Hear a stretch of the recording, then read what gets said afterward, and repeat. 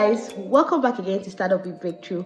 And as the title of this video says, I'm going to be sharing 4 secrets of selling thrift in Nigeria in 2022. And I know I have put a lot of videos on how you can start your thrift business, how you can go about starting it, and how you can sell, but the dynamics have changed. The things that worked in 2020, 2022 are no longer the same things that work now. So in this short clip, I'm going to be showing you on the side how I am opening these bills. I'm going to make a comment about this particular bill. If you notice, and if you've been watching my video, you will notice that I opened this exact bill consistently. I'm going to tell you why, and I will also share the reasons and the new trends around thrift business in 2022 and beyond. So if you're new to this channel, please subscribe. If you've subscribed, please turn on the post notification so you can always get videos from me and always know when I post new videos on my shorts and on my YouTube long videos. One more thing I want to say is that when you're watching these videos, more than watching, please take notes, because the things I'm sharing are realistic tips and experience. So welcome back again to Startup with Breakthrough. Let's get into what we have for today. So on today's conversation, I'm going to explain to you how things have changed in the thrift business, especially in the Nigerian market, in the African market generally. I'm going to tell you this because I've had over 5 years experience selling thrift here in Nigeria. So I'm going to give you a few points and I'm going to tell you the reason why I always open this bill. So feel free, enjoy the video. Let's get into it. Number 1, the first trend that has changed, or the first prominent trend in the thrift industry in 2022, is the low barrier to entry. In economics or in business, there's something we call low barrier to entry, and this means that thrift business is an easy business to start, which means anybody can start this business anytime, any day. What does this tell you, and what does this mean for you who is in this business or who wants to start this business? Competition is going to be very high for businesses like this, that it doesn't take so much to start, it doesn't take a lot of work to start, it doesn't take a lot of money to start. A lot of people will start this, and it doesn't mean that everybody is going to succeed in it, but it means that you have a lot more challenge than any other business, which means you have to think deeper than just selling thrift. It has to be more than that. And I always tell you guys about the essence of choosing a niche. Most people think that, oh, thrift business, like every other business, is just something you wake up in the morning and start doing. No, you have to choose a niche. There's a reason for choosing a niche, and I'm going to share 3 reasons why it's important for you to choose a niche in 2022. See, if before now you've not taken this serious, I want you to take this super seriously. Like, take this very, very seriously. Number 1, people are looking for one place to get one thing. Yes, customers want to buy different things from you, but they want to get one thing in one place. That way they can trust you. Secondly, choosing a niche is going to reduce the cost of marketing. Marketing is seriously expensive. If you used to spend 10k on ads in 2020, 2021, you would have to spend at least 50k to get almost same results of 10k ads you used to do in the last year. This means you're going to do a lot of marketing. So if you don't have that much money, niching is your best bet. By niching, I mean find one particular thing to sell. Find one particular thing to sell. Find one particular target audience to concentrate on. Find one particular target audience to provide solutions to their need. We don't still have a lot of people doing maternity treats, and I don't know why. But I want you to start thinking in this direction. Find a particular place, a particular underemphasized niche. There are a lot of things to do in the thrift industry, but people are just so keen on selling. And I don't know why. Maybe it's a Nigerian thing, I don't know. But this is me telling you that there is so much more in the thrift industry than selling thrift. And I'm going to give you 5 different businesses you can start out in the thrift industry that you've never heard about.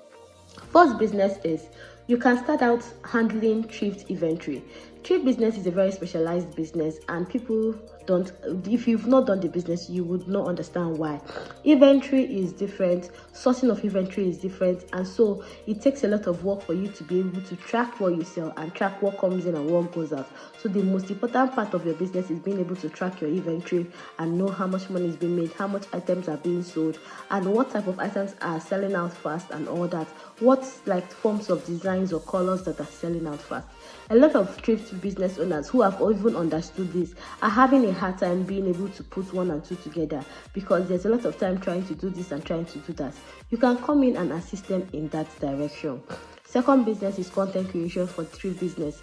As every other business, for thrift business, you have to create different content for just one item to sell. And because they are unique items, there are no replicas or 200, 300, 1,000 pieces. You have to create consistent content every time for one item at a time.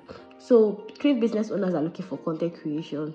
They are looking for people who will help them create this content, make it seamless. There are also people who need a specialized form of thrift for a particular area, for Japa people that are looking for clothes, summer wears. And guess what? Summer wears don't used to be a thing, no. Like they were one of those thrift bills that people didn't used to rush before now. But now they are hot cake. You have summer wear or you're selling summer wear, you are going to really make it so huge in this industry. Another industry that I want you to start looking at is how to upcycle thrift clothes. A lot of people are not seeing that direction. See, I'm giving you gems that can make or may you in your life. If you take these steps, you read through these things I'm sharing with you, make your research, you might just be sitting on a multi-billion-dollar thrift business in thrift business. Do you understand? So another thing you want to try out is being able to upcycle clothes. Take these clothes and turn them to something new. I have a lot of pages I follow on Instagram that are already doing this outside Nigeria, and even some Nigerian content creators are doing it on the small scale. What if you build a company around this?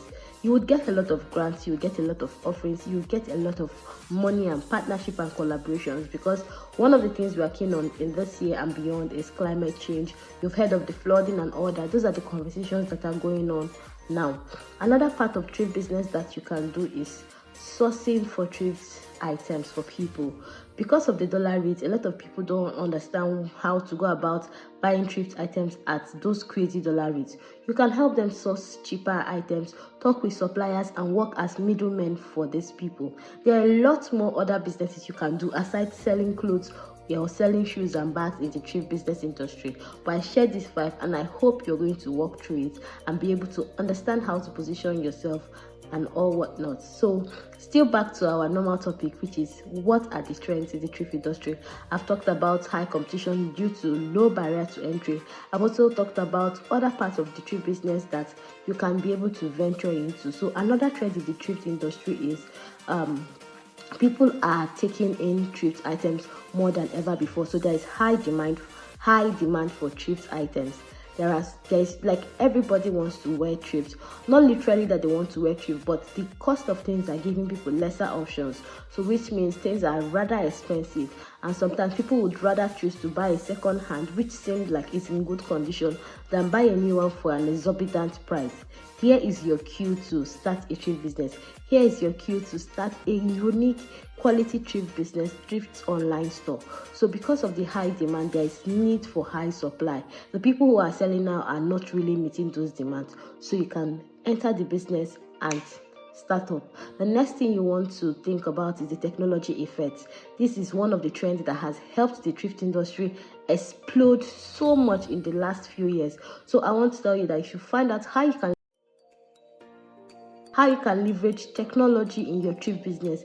Being able to do this is going to make you stand out, it's going to make you grow your business faster, and it's going to accelerate your growth in different ways. Expansion outside Nigeria won't be a problem. So please stay tuned on my next one, where I'll be talking about other trends and how to navigate your thrift business in 2022. My name still remains Startup with Breakthrough. Please subscribe, turn on your post notification. I'll see you on the next one. Bye.